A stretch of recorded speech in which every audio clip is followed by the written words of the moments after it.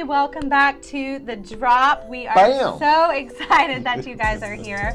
I'm Karina, and this is my awesome dad. Yes, sir. John Arana. And, I like how you did the peace sign. I always do that. I always do that in every episode, and now you're doing it. I love it. I want to be like you when I grow up. So we're so happy to be here with you guys today. Yes, we are continuing talking about how to become spiritually fit.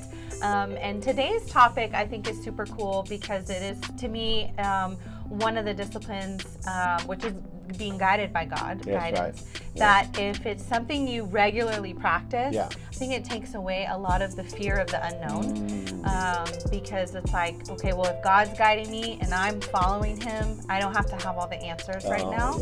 At least that's how I feel about it. So I'm excited to kind of unpack this today. I have a good experience that I had. When I was in high school, I decided to learn how to play basketball. Okay. And my thing was at that time volleyball and baseball. So I started learning how to play basketball. And you know what? I mean, I was on my own totally. You know, doing this and that. And man, I just wasn't making much practice, much progress. And so finally the coach, because I was the captain of the volleyball team. So the coach saw me practicing basketball, and he knew I was good at volleyball, but he realized this kid is just not doing it. Knows maybe some things. Not happening here. And he said, would you like to really learn how to play? Oh, that's cool. And I said, absolutely. And he said, I'm going to get you together with a player that played in the Olympics, basketball, and played semi-professional in Puerto Rico. And he said, I'm gonna get you to spend a Saturday with him. And so this guy guided me on how to shoot the ball. He guided me on exercises to do to dribble the ball. And he basically was instructing me on how to do things the right way so that it could be productive. Because you can get muscle memory the wrong way. Of course. And no matter how much you practice, you're doing if you're not guided the right way, you're just doing it you're wrong. going to just repeat your mistake, even with more effort. Right. So this guy guided me every step of the way and showed me how to do these different things. And awesome. I'm telling you, in a matter of years. And then you had to practice it. And then I had to practice. But I knew what to practice. And how to do it the right way. And how to do it the right way. Good. And in a matter of years, I got so much better. I made the varsity team. And then a year later, I became the captain. The captain of the team. Of the basketball and volleyball team. But you know what? I used to practice in the rain, in the sun. Oh, I used to practice all the time. That's awesome. That's such a good example of being guided. Being guided, but then also taking the guidance that you received and doing something. Practice it. Right, doing something with it so that it actually has a changing effect. That's such a good example of getting guidance and receiving it, and then taking it and allowing it to change something. And I think that it's the same way when God's trying to guide us. You know. I mean, think about it. What it took this guy maybe 20 years to learn and to master. Right. You know, he passed that on to me on one Saturday. That's awesome. And imagine how your life can be accelerated if we're willing to receive guidance from God. That's right. That's so good. Wow, because God is all-knowing. He has all wisdom. And if we're willing to receive guidance, I think that's the key. Are we willing? Do we recognize our need? Because for this guy to teach me, I have to say, I need to learn. I don't know, and I need someone to help me learn. I think that's huge. I think, and I think that's where it actually kicks in to make a difference between I'm just hearing what someone's telling me, like I'm just hearing God versus I'm being led by God. I'm being led by God. I'm following I'm willing him, to go.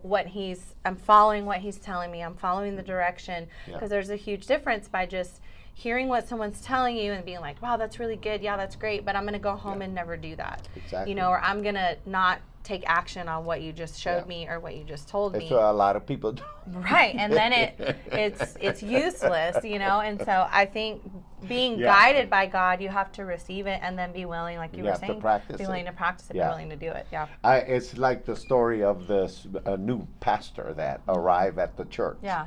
And everybody's excited because, and so he preaches his first message, and everybody's like, man, that was good. Right, yeah. Okay, and everybody's excited. So then next Sunday, he preaches the same exact message. Oh, my gosh. And everybody's like, did we hear this already? Okay, maybe he just, made a mistake or whatever. Yeah. Then the third Sunday, he comes, preaches the same exact message again. 3 Sundays in a row. Okay. So finally people are getting a little anxious and aggravated, and they told one of the Give leaders. me a new message. They told the leader, one of the leaders of the board, hey, please talk to the pastor and tell him that we need a new message. Don't do the same one again. We've heard this one 3 times. Doesn't he realize? And he said, okay, I'll tell the pastor. And so the guy told the pastor.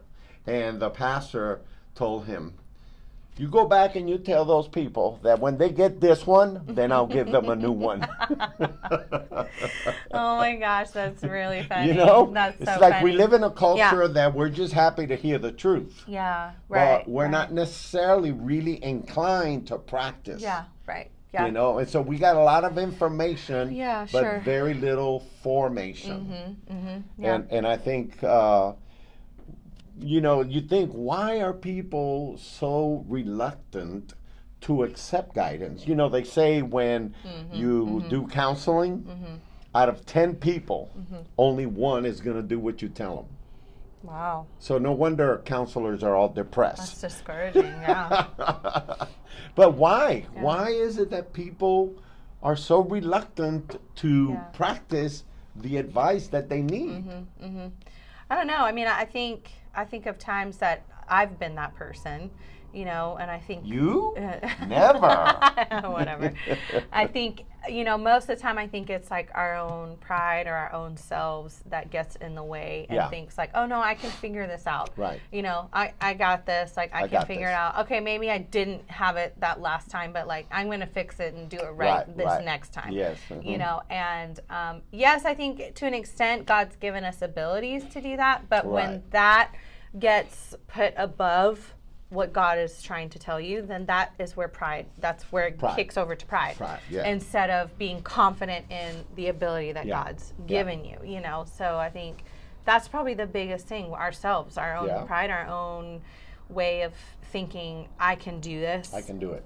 All on my own. Yeah. Just the attitude of being self-reliant. It's a big obstacle. Yeah, and I think that's why the Bible says if we humble ourselves before the Lord, He will exalt us. Yeah. In other words, if I assume an attitude that, okay, I don't really know, so I'm going to seek God's guidance, and then I'm going to apply God's guidance. That's a form of humbling yourself before the Lord. Right. And you get that guidance, and then that guidance is going to take you to the winning the winning line. Yeah, no, for sure. Definitely.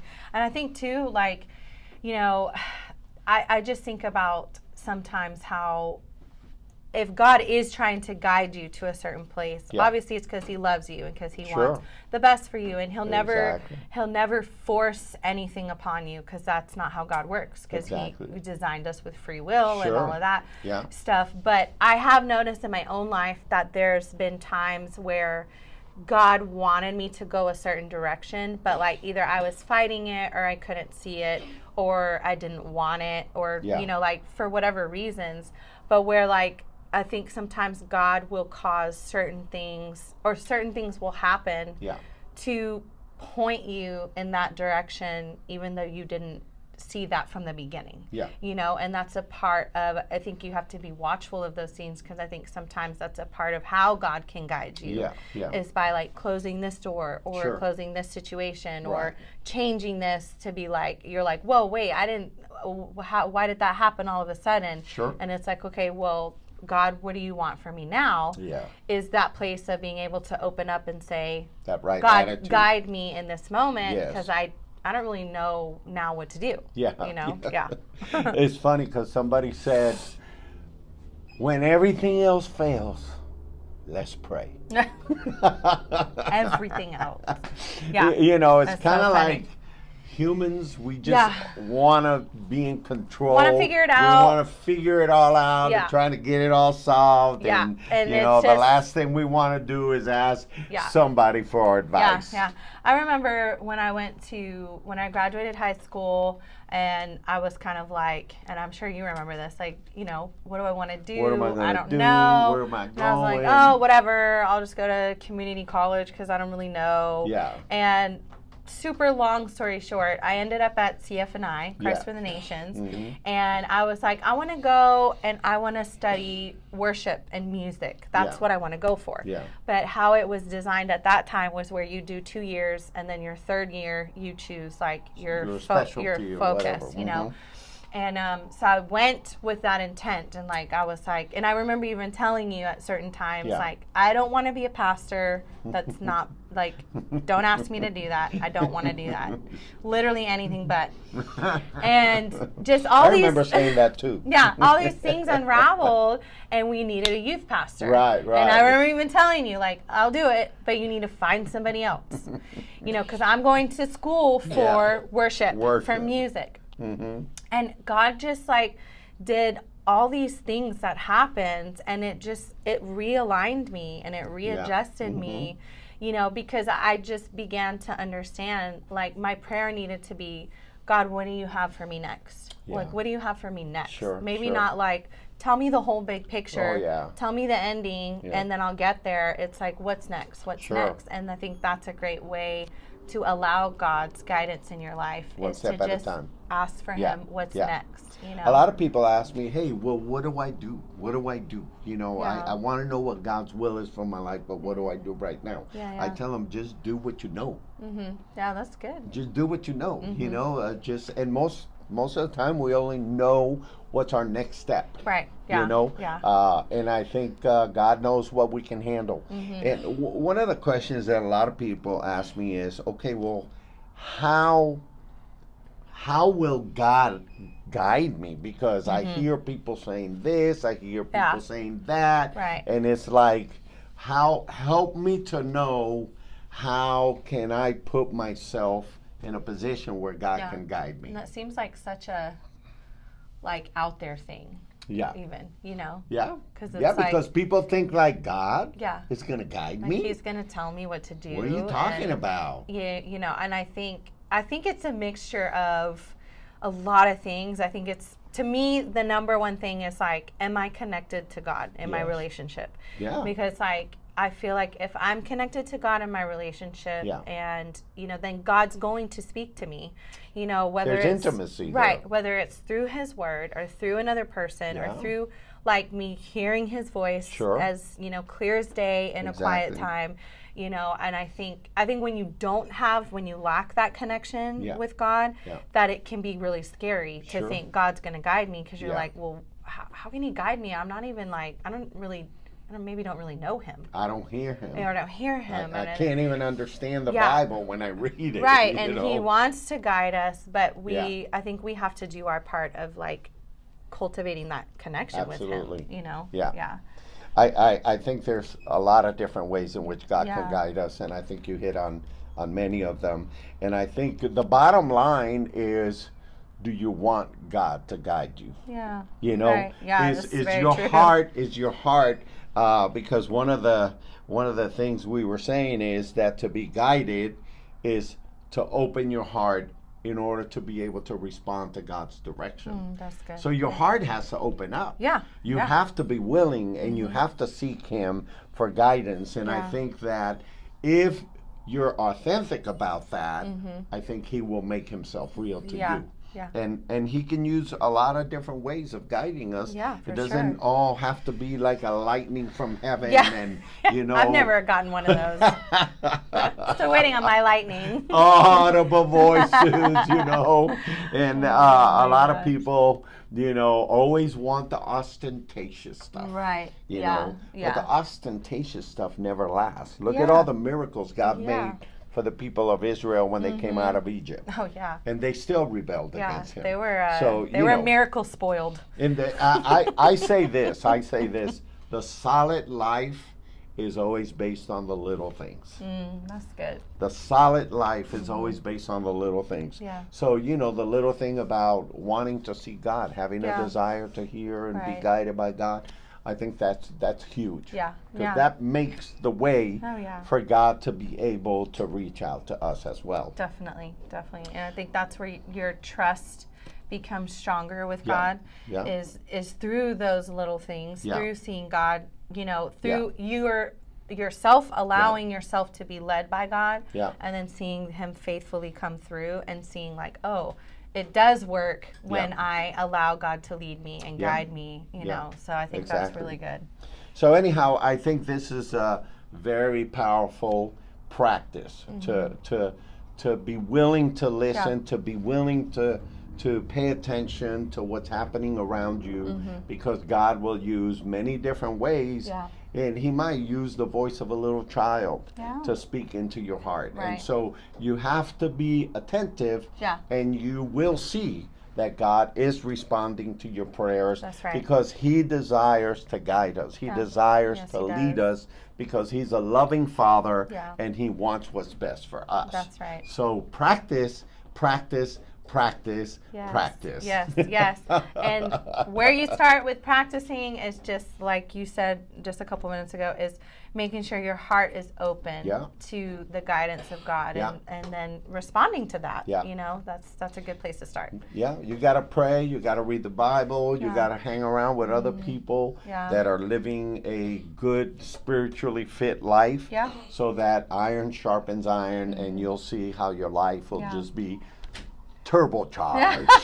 That's your thing right now. Spiritually speaking, it's my new phrase. It's your new thing. My new phrase. I'm driving it in wherever I go. But anyhow, God bless you. Thank you for being with us one more time at The Drop. Yes. And we hope that this has encouraged you. And just share with a friend. That's Remember our new link Yes. to be able to view the program in the episodes. Yes, it's right there below if you're watching on YouTube right now. But those of you who are listening, if you ever want to go and watch us at YouTube at the Drop Podcast. Say it again. Say it again. The Drop Podcast. Yeah. Got it. So, but again, the link is right there. You can just click on it and Click on the follow link.